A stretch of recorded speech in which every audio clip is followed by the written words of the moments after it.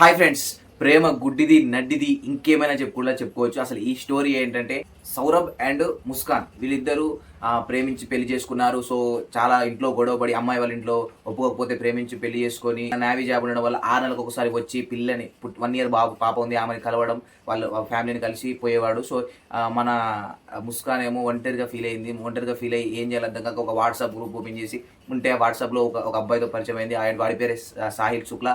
వాడు drugs addicted person.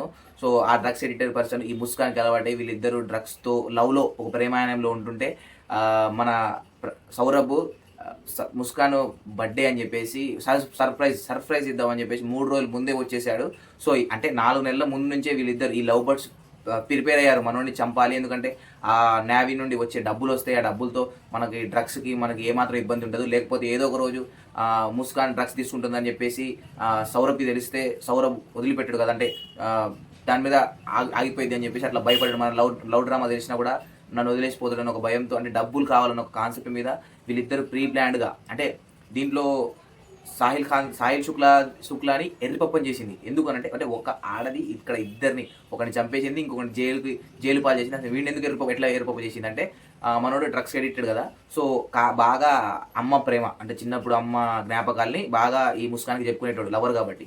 లవర్గా చెప్పుకునేటప్పుడు మనోడికి Snapchat నుండి వాళ్ళ అమ్మ లెక్క మెసేజ్ పెట్టింది. నాన్న ఎలా ఉన్నావు, మన ఇద్దరం మన జ్ఞాపకాలు గుర్తొస్తున్నాయి నాన్న అని చెప్పేసి అమ్మ లెక్క మెసేజ్ చేసింది. మనోడు డ్రగ్స్ ఎడిక్ట్ ఉంటాడు కాబట్టి నమ్మేసిండు. నాన్న ఇప్పుడు నీతో ఉండే నీ లవరు, నువ్వు బాగా ఇష్టపడే అమ్మాయి ఇబ్బందిలో ఉంది, నువ్వు హెల్ప్ చేయవా అది అని చెప్పేసి మనోడితో చాటింగ్ చేసి ఏం చేయాలి అని అంటే వాళ్ళ హస్బెండ్తో బాగా ప్రాబ్లం ఉంది, హస్బెండ్ని చంపే అని చెప్పేసి మనోడిని ఒప్పించి ఈ రకంగా ఒప్పించిన డ్రగ్స్ ఎడిక్ట్ కదా. సో తెలివిగా ఈ రకంగా ఒప్పించి వీళ్ళిద్దరూ కలిసి ఆయన వచ్చితే మళ్ళీ ఎందుకు కత్తులు తెచ్చిందంటే నేను అదే కర్రీ పాయింట్ పెడుతున్నా, కర్రీ షాప్ పెడుతున్నా అని చెప్పేసి కత్తులు తెచ్చుకొని ఆ కత్తులతో మనోడిని అయితే ఒక ప్రీ ప్లాన్డ్గా, అంటే ఫుడ్లో ఫ్రూట్స్లో అదే తినే ఫుడ్లో అయితే పాయిజన్ కలిపింది. అంటే ఫస్ట్ సారి పెట్టినప్పుడు అదే మత్తు ఎక్కువై పడుకొని మళ్ళీ లేచి కూర్చున్నాడు. మళ్ళీ రెండోసారి ట్రై చేసింది. రెండోసారి రాత్రే మత్తులో చనిపోయిన తర్వాత ముక్కలుగా నరికి, అంటే మనకి గురుమూర్తి కేసు జరిగింది కదా, సో అలాగా ముక్కలుగా నరికి దాన్ని ఏం చేసిందంటే ఒక డ్రమ్ములో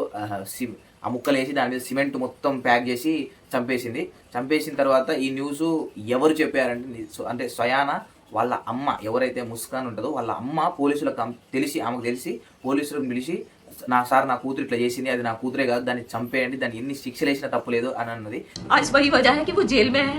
ब्रेन वॉश हुआ है, नशे किए हैं, क्या किया है हमें कुछ नहीं पता. अगर जरा सा भी वो हमसे कुछ शेयर करती तो शायद आज वो इस स्थिति में ना होती.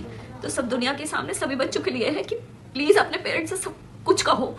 అగర్ కుछ గలత్ भी నిజంగా వాళ్ళ అమ్మకి హ్యాట్స్ ఆఫ్ చెప్పాలి. ఎందుకంటే ఈ న్యూస్ నిజంగా కూతురుది కానీ ఎవరిదైనా మన వాళ్ళు అని అనుకుంటే తెలిస్తే చాలా మంది ఏం చేస్తారంటే కప్పి పెట్టడానికి ట్రై చేస్తారు. కానీ ఈమెయితే నిజంగా హ్యాట్స్ ఆఫ్ చెప్పాలి. ఎందుకంటే నా కూతురు ఆ తప్పు చేసింది, నా కూతురు ఎంత ముఖ్యమో నా అల్లుడు కూడా అంతే ముఖ్యమో, ఆయన చంపేసింది కాబట్టి ఖచ్చితంగా శిక్ష పడాలని చెప్పేసి పోలీసులు కంప్లైంట్ పెట్టి వీళ్ళిద్దరిని అయితే దొరకబట్టింది. వీళ్ళిద్దరూ అంటే నిజంగా అసలు 1% కూడా వీళ్ళకి భయం లేదని అనుకోవాలి. ఎందుకంటే ముక్కలుగా నరికి చంపిన తర్వాత ఎంత టెన్షన్ ఉంటుంది వీళ్ళకి. ఏం టెన్షన్ లేకుండా ఆ చంపిన 7 రోజుల తర్వాత హోలీ పండుగ వస్తే వీళ్ళు మంచిగా వేరే ప్లేస్కి వెళ్ళి కులుమనాలి అటు వెళ్ళి హోలీ పండుగ చేసుకొని అంత నవ్వుకుంటే వీడియోలు కూడా బయటకు వచ్చాయి.